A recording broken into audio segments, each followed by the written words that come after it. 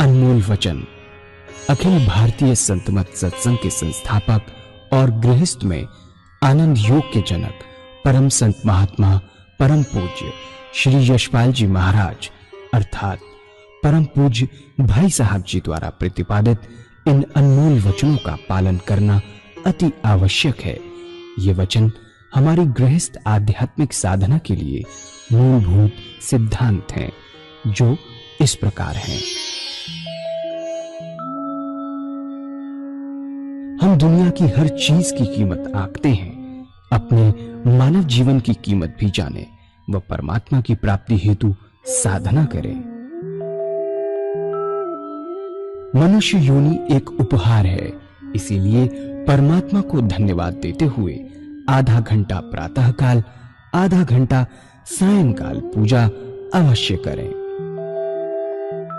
सत्संग, सतनाम व सद्गुरु को प्राथमिकता देते हुए इसी के आधार पर ध्यान योगाभ्यास अवश्य करें व गृहस्थ के कार्यों को परमात्मा का कार्य समझकर उसी की याद में संपन्न करें।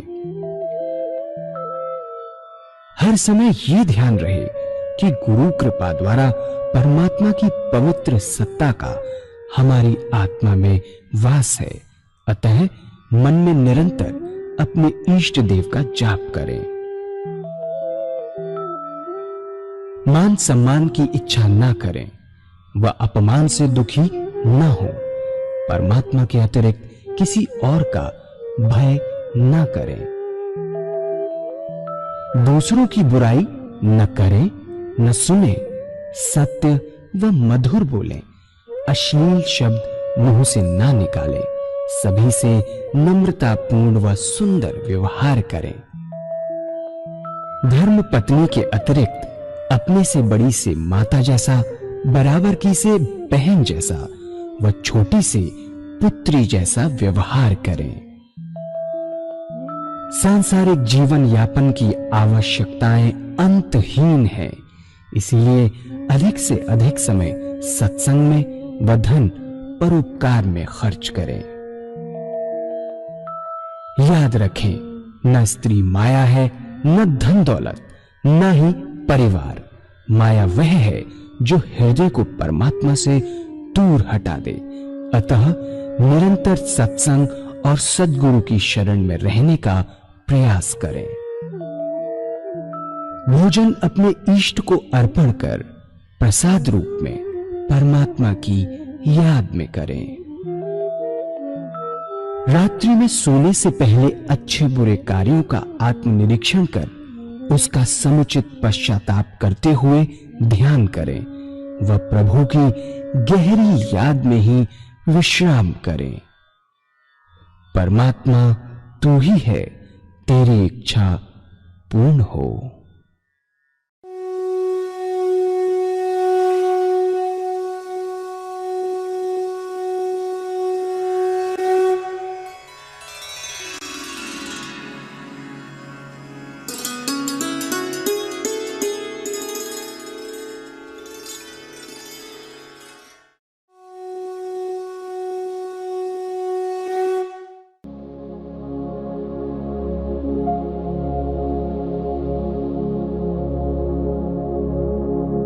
जय सद्गुरुदेव जय पद शरणं श्री यशरूप चरणों शरणं।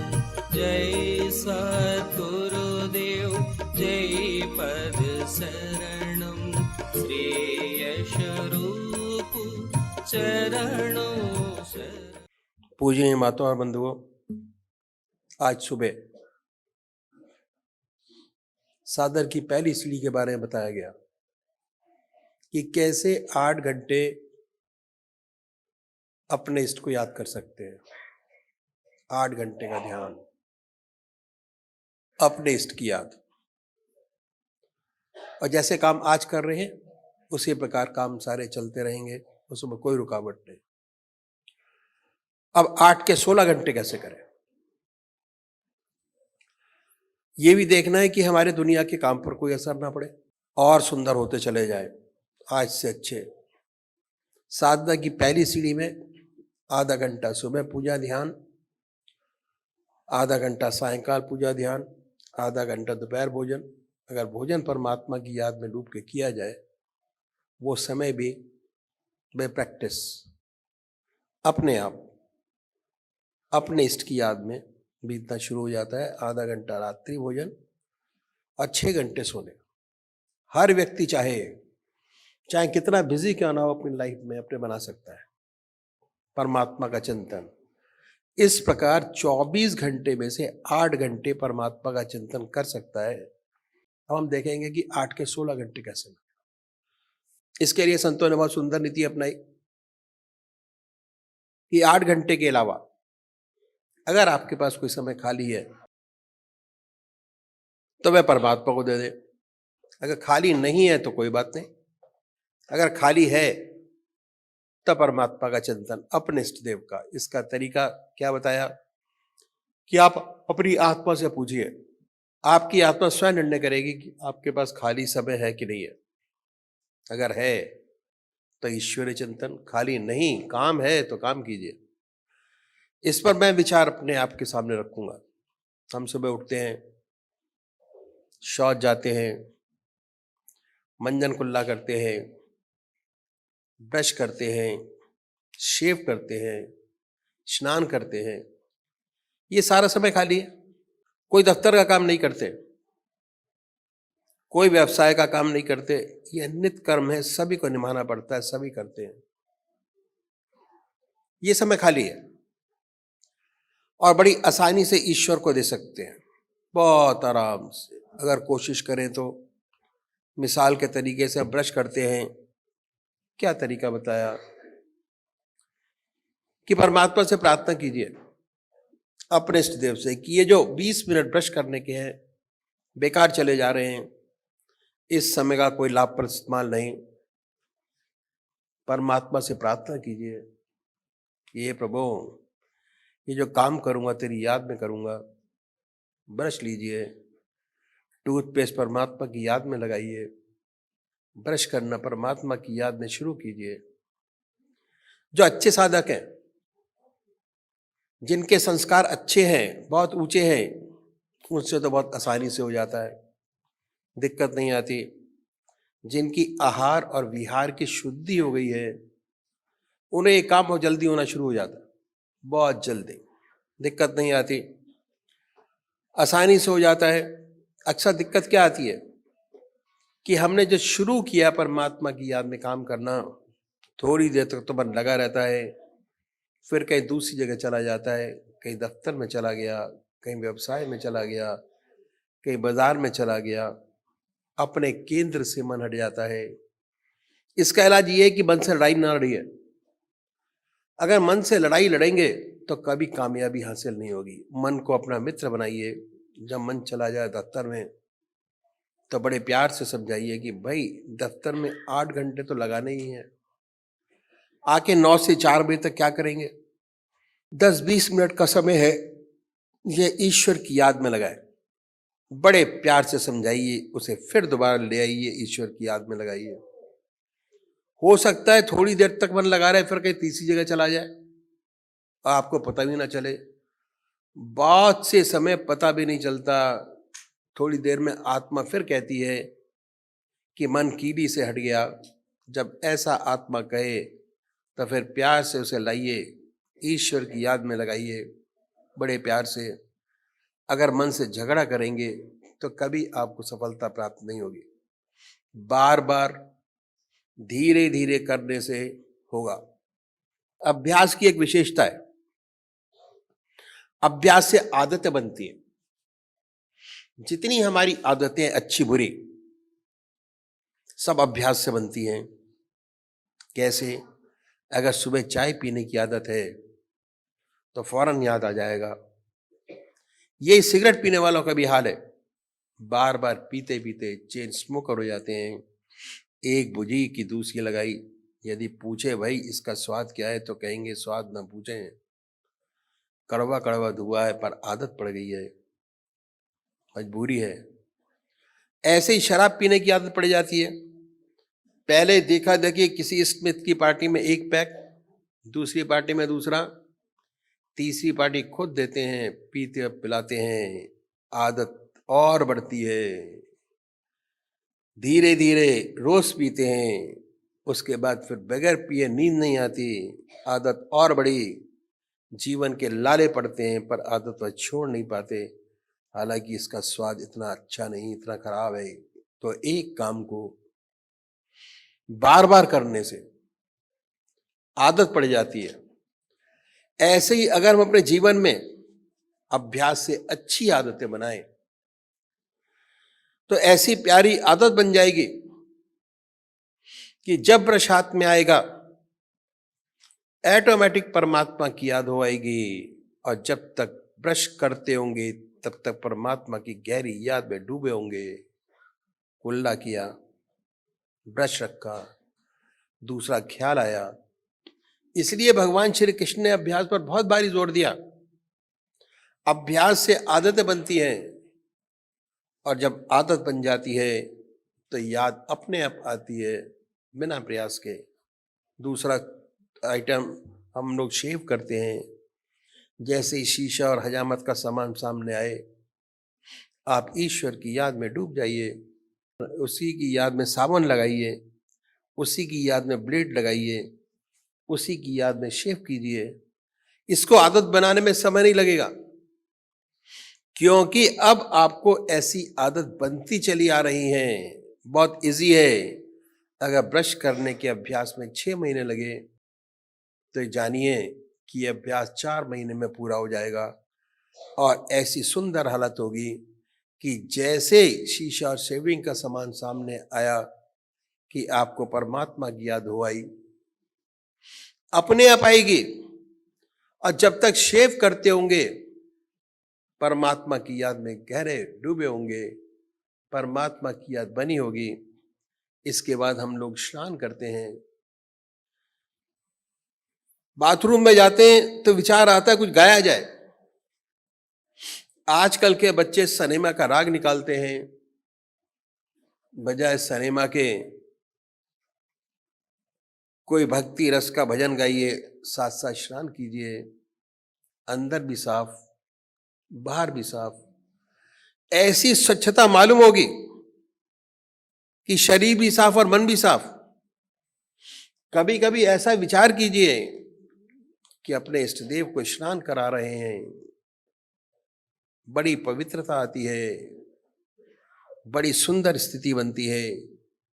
उसके बाद हम सब वस्त्र पहनते हैं, उसी की याद में पहनिए। कभी कभी सोचिए कि अपने इष्ट देव को पहना रहे हैं, खुद नहीं पहन रहे।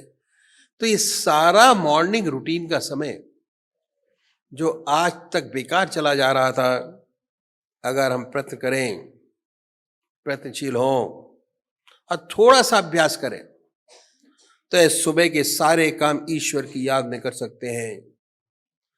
10 घंटे उस प्रभु की याद, उसमें सराबोर, और दुनिया के काम जैसे आज हैं वैसे के वैसे, जैसे आज हैं वैसे ही, इससे अच्छे, क्योंकि अब रिस्पॉन्सिबिलिटी बनती है, कंसंट्रेशन के साथ आप करते हैं काम को, इससे अच्छे। लेकिन बनाने तो 16 घंटे हैं, अभी 10 हुए हैं, 10 के 16 घंटे कैसे बने, इसके लिए हमें विचार करना होगा कि हमारे देश में व्यवसाय कैसे कैसे हैं। व्यवसाय की दृष्टि से हम अपने देश की जनता को 5 भागों में बांट सकते हैं। पहला भाग किसानों का। हमारे देश में खेती और किसान ज्यादा हैं, 70% जनता किसानी है जो किसान का काम करते हैं। दूसरा तबका व्यापारियों का, तीसरा तबका बुद्धिजीवी, प्रोफेसर्स, डॉक्टर, इंजीनियर, ऑफिस में काम करने वाले लोग। चौथा तबका जो कारखानों में काम करते हैं, स्किल्ड वर्कर्स। पांचवा तबका देवियों का। हमारे देश में देवियों की प्रतिशत बहुत कम है जो सर्विस में है। अधिकतर देवी जो हैं उन पर घर का भार है, घर का काम चलाती हैं। अब हम एक एक भाग को लेंगे और देखेंगे कैसे हमारे पास कोई समय खाली है जो परमात्मा को दे सकते हैं, भगवान की याद कर सकते हैं। अभी हमारे देश में ज्यादातर बैल और हल से खेती होती है, ट्रैक्टर हैं कम हैं। देखा गया है कि जब किसान हल चलाता है तो थोड़ी देर तक तो चुपचाप चलाता है, उसके बाद कुछ ना कुछ गाना शुरू कर देता है, नौटंकी का गाना, आला उदल, कुछ ना कुछ शुरू कर देता है। इसलिए ऐसा करता है कि काम के साथ साथ उसको थकान महसूस ना हो। जब नौटंकी का गाना गा सकता है या और कुछ गा सकता है तो परमात्मा की भक्ति का रसा हुआ भजन भी गा सकता है। हल चलाने में दो विशेष बात का ध्यान रखना पड़ता है। एक तो ये कि जितनी जमीन खुदनी चाहिए खुद रही है नहीं, दूसरा ये कि हाथ का प्रेशर जिससे फाल के बैल के पैर में न लग जाए। इन दोनों बातों का ध्यान रखना पड़ता है। और हल चलाना किसान अपने 14 साल के बच्चे को सिखा देता है। हल चलाते जाते हैं, आपस में बातचीत भी करते चले जाते हैं। हाथ के प्रेशर से पता चलता है कि हल ठीक चल रहा है या नहीं। ज्यादा होशियारी का काम नहीं है। तो हल चलाना ईश्वर की याद में किया जा सकता है, कोई रुकावट नहीं। दूसरा काम बीज बोने का। जब बीज बोता है किसान तो हल में कुप्पी बांध देता है, उसमें बीज डालता जाता है और बोता जाता है। ये काम भी ईश्वर की याद में कर सकता है, कोई रुकावट नहीं। तीसरा काम पानी देने का। आजकल तो बिजली के कुएं हैं, बटन दबाया पानी निकला। सिर्फ पानी खेतों में काटना पड़ता है, लेकिन जहां पर एक साधन नहीं है वहां कुओं से पानी देते हैं, चरस से पानी देते हैं। इसमें 2 आदमी लगते, एक बैल चलाता। ये अभी भी बहुत है। जब हम छोटे थे तो देखा करते थे कि किसान पानी देते, जब चरस ऊपर आ जाता तो किसान बोलता था आए राम, बैल रुक जाते। जब पानी गिरा दिया जाता तो बैल चलने के लिए कहते कि चलो राम, तो ये आए राम चलो नाम, परमात्मा की याद में पानी देने का काम होता। आजकल तो बहुत आसान है, पानी खेतों में काटना पड़ता है एक क्यारी से दूसरी क्यारी, और बड़े आराम से किया जा सकता है। किसानी का कोई भी काम ऐसा नहीं है कि यदि हम चाहे ईश्वर की याद में ना कर सकें। हर काम ईश्वर की याद में किया जा सकता है। सच तो ये कि हमारा पुराना कल्चर यही था कि हर काम ईश्वर की याद में किया जाता था। पुराने जमाने में जो किसानी के काम थे गांव में ईश्वर की याद में किए जाते थे। कोई भी क्षण बिना परमात्मा की याद के नहीं जाता था। और जो हमारी वास्तविक सभ्यता थी वे गांव में थी। गांव में अब भी ताले नहीं लगते, ऐसी घर खुले पड़े रहते, कोई खतरा नहीं। गांव की बेटी सारे गांव की बेटी होती, उसकी तरफ कोई निगाह उठाकर नहीं देख सकता था। सारा गांव निछावर हो जाए अगर ऐसी कोई बात हो जाए। ये था हमारे देश का कल्चर। ईश्वर में जीवन, सुंदर वातावरण। किसान की कमाई बड़ी मेहनत की कमाई है, बड़ी मेहनत से अन्न पैदा करता है। जितनी जरूरत उतनी घर में रखता, बाकी शहरों में बेच देता है, जिससे शहरी लोग अपना पेट भरते हैं। उसका काम बड़े परोपकार का है। अगर सारे किसान मिलकर एकता कर ले और अनाज शहरों में न भेजे, बड़ी समस्या पैदा हो जाए, तो उनका काम बड़ा सुंदर है। भगवान ने बड़ी अच्छी रोजी दी है। मेहनत का काम, ईमानदारी का काम, ईश्वर में जीवन। किसान को परमात्मा ने अपना सबसे प्यारा बेटा बनाया है आध्यात्मिक दृष्टि से। अगर आप संतों का इतिहास उठाकर देखें तो आपको ताज्जुब होगा कि 99% जितने संत महात्मा वो सब गांवों के थे। 1% जैसे विवेकानंद कलकत्ता के थे। तो जितने महात्मा हुए, चाहे गुरु नानक देव, चाहे संत कबीर, क्या तुलसीदास, क्या नामदेव, क्या ज्ञानदेव, सब गांव के थे। जहां ऐसा सुंदर वातावरण था, उपलब्ध था कि हर क्षण निरंतर ईश्वर की याद। अगर 70% लोग चाहे और सुंदर जीवन अपनाएं, अपना ईश्वर में जीवन बना सकते हैं, 24 घंटे परमात्मा की याद कर सकते हैं, कितना सुंदर जीवन बन सकता है। अगर इस तरफ प्रवृत्ति हो जाए, रुझान हो जाए और असल सत्य समझ हमें आ जाए कि हम क्या खो रहे हैं, कितना बड़ा परिवर्तन हो जाए। आज गांव में पॉलिटिक्स घुस गई है गंदी।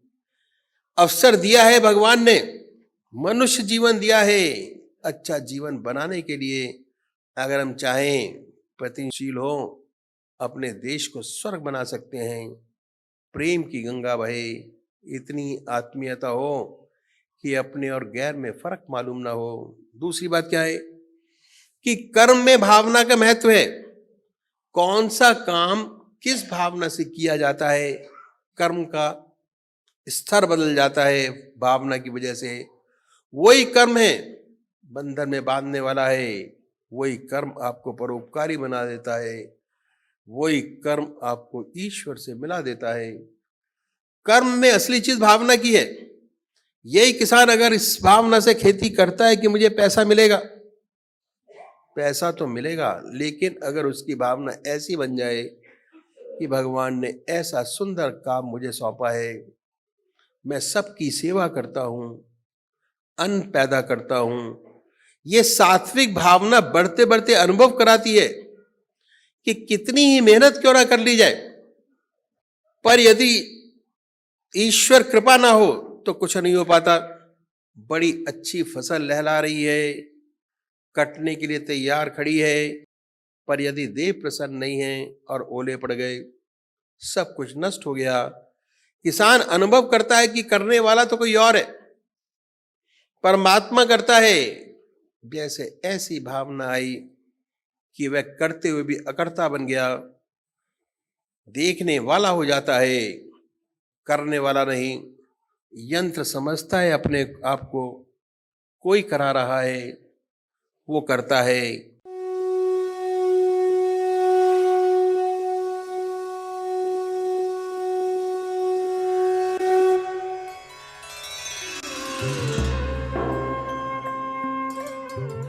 ध्यान योग के कार्यक्रम आनंद योग से निशुल्क जुड़ने के लिए संपर्क करें 9810239677।